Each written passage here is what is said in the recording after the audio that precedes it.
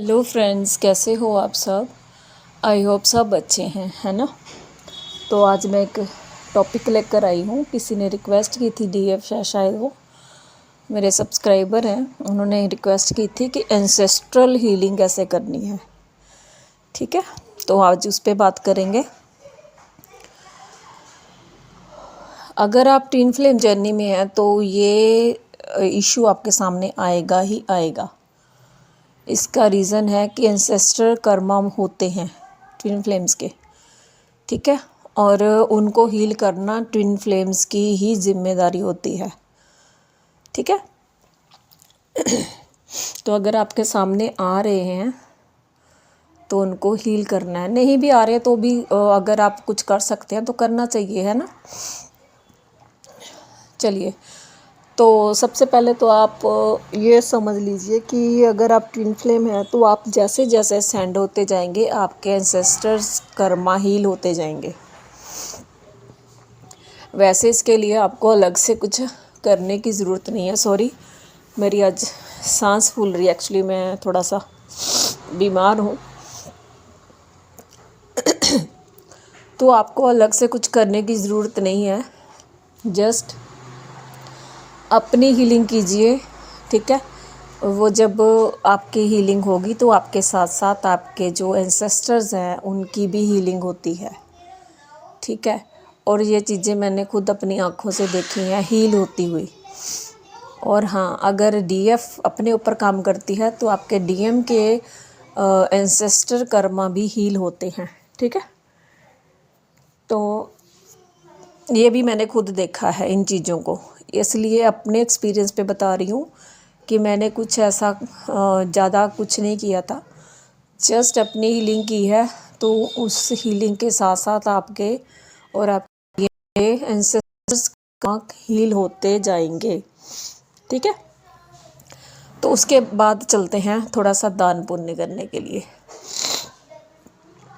आप ज़्यादा से ज़्यादा एक काम कर सकते हैं कि जैसे सुबह उठते हैं तो अपने जो दहलीज होती है उसको धोइए पानी से, दोनों तरफ पानी डालिए और उसको धोइए। झाड़ू भी नहीं भी मारना है, कोई बात नहीं, तो उस पर दहलीज पे पानी ज़रूर से ज़रूर डालिए। इससे एंसेस्टर्स बहुत खुश होते हैं और आपके घर में बरकत भी आनी शुरू हो जाती है इस चीज़ से, ठीक है। दूसरा है आप जैसे हर मंथ न्यू मून आता है, नो मून आता है, जिसको हम मत्स्या बोलते हैं, उस दिन पर आप उनके नाम से कुछ दान पुण्य कर सकती हैं, स्पेशली उस डे पर। मंथ में एक बार आता है, चाहे 2 बार भी आ जाए, जितनी बार भी, 15 दिन के बाद आता है ना, तो आपने उनके नाम से कुछ ना कुछ दान पुण्य करना है, ठीक। और ज़्यादा कुछ मैं ज़्यादा पखंडों में नहीं पड़ती हूँ, सीधी सी मेरी बात है। जो काम हम अपने दिल से कर देंगे ना उनके लिए, वो ही आप उनके लिए क्या होगा, वो एक प्रसाद के रूप में बन जाएगा, वो उनके लिए मान्य हो जाएगा। अगर मान लीजिए आपने उनके नाम की पूजा भी करवा दी, ठीक है, लेकिन आपका मन नहीं है, आपकी श्रद्धा नहीं है, तो वो पूजा ज़ीरो है। लेकिन वहीं पर आपने मत्स्या के दिन, जब ऐसे भी आप किसी भी दिन, मैं सच बता रही हूँ, मैं इन चीज़ों के लिए किसी भी दिन को ज़्यादा नहीं मानती हूँ। मैं सिख फैमिली से हूँ तो इन चीज़ों में मेरा विश्वास बहुत ज़्यादा कम है, लेकिन अगर डिवाइन ने इस तरफ लगाया है तो फिर करना पड़ता है ना। तो हमें हमारी श्रद्धा भी बननी शुरू हो जाती है। लेकिन वो जो पखंड होते हैं ना, मैं उनमें नहीं जाती हूँ। तो ये ज़रूरी नहीं है कि सिर्फ न्यू मून पे ही करना है, किसी भी दिन आपकी कमाई से आप किसी को भी दान पुण्य कर सकती हैं। किसी अनाथ आश्रम में दीजिए, किसी वृद्ध आश्रम में दीजिए, और नहीं कुछ तो किसी गरीब को खाना खिला दीजिए। नहीं खाना खिला सकते, उसको चाय का कप पिला दीजिए डियर, लेकिन श्रद्धा के साथ। 444 थैंक यू यूनिवर्स।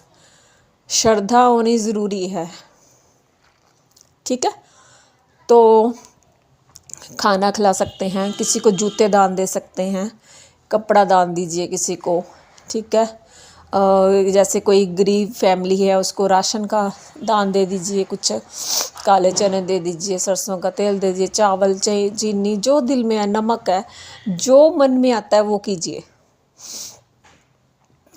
ठीक है, ये छोटी छोटी बातें मैं बता रही हूँ। मैं ज़्यादा पंडित विद्वानों के जैसी नहीं हूँ, उतनी वो नहीं हूँ पढ़ी लिखी। हाँ, स्टडी मैंने बहुत की है, लेकिन उतनी वो नहीं हूँ मैं। लेकिन मेरे जे अपने बनाए हुए कुछ कर्मा हैं जो मैंने किए हैं, और एंसेस्टर्स की हीलिंग होती है डियर इससे। बस उसमें आपका पखंड नहीं होना चाहिए। दिल से श्रद्धा रखिए, दिल से विश्वास के साथ काम कीजिए। ठीक है, ओके। तो ये छोटी छोटी चीज़ें हैं जो आप कर सकते हैं। और अगर बाई चांस मान लीजिए आपके पास मनी के इशू हैं, मनी के इशू तभी होते हैं, मनी के इशू है मान लीजिए, तो आप और क्या कर सकते हैं। सुबह उठते ही, रात को सोते टाइम उनसे प्रेयर कीजिए, दिल से प्रेयर कीजिए कि डिवाइन मेरे एंसेस्टर्स प्लीज़ हमें ब्लेसिंग्स दीजिए। ठीक है, तो जो अपने आपके मन में होती है प्रेयर वो कर सकते हैं। जैसे आपके मनी इशू है उनको बताइए, आपकी फैमिली में कोई इशू है, आपकी मैरिज नहीं हो रही तो उनको बताइए, आपके और आपके डीएम के ऊपर एंसेस्ट्रल कर्स है तो उसके लिए उनको प्रेयर कर सकते हैं। अगर कुछ भी नहीं कर सकते हैं तो और क्या कर सकते हैं। श्राद्ध पक्ष आता है सितंबर में, तो आप एक तो जो भी हमारे दादा दादी होते हैं, कई बार मम्मी पापा भी नहीं होते हैं, तो उनके डेट के हिसाब से उनके 16 जो श्राद्ध होते हैं उनमें से किसी एक दिन उनका श्राद्ध आता है, तो आप उस दिन पे उनका श्राद्ध ज़रूर कीजिए, कुछ ना कुछ दान पुण्य ज़रूर कीजिए। ठीक है, और नहीं कर सकते तो लास्ट वाला श्राद्ध कर दीजिए। आपको कुछ नहीं पता है तो लास्ट वाला श्राद्ध का मतलब क्या है, कुछ भी, मतलब किसी को खाने के लिए उनके नाम से देना बस।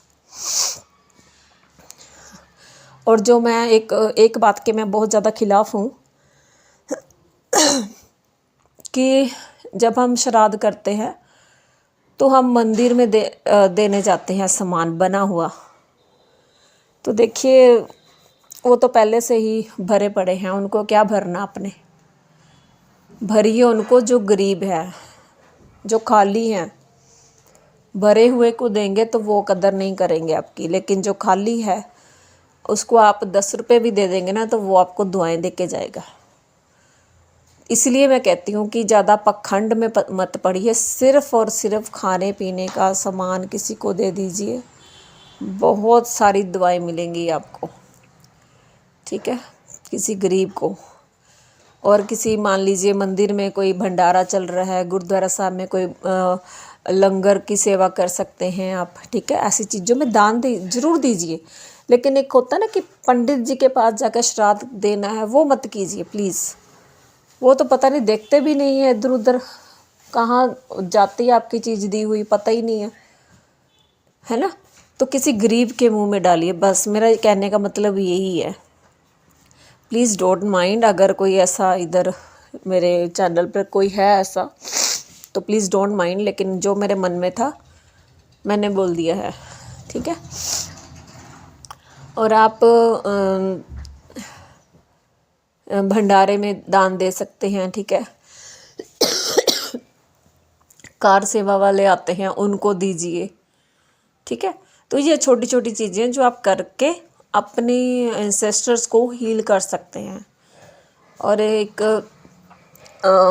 एंसेस्टर प्रेयर भी आती है, बहुत छोटी सी प्रेयर है, उसको आप सुन सकते हैं। अगर आप कमेंट में मुझे बता देंगे तो मैं आपको उनका लिंक भी भेज दूँगी उस वीडियो का, तो आप ज़रूर उसको सुननी है, करनी है।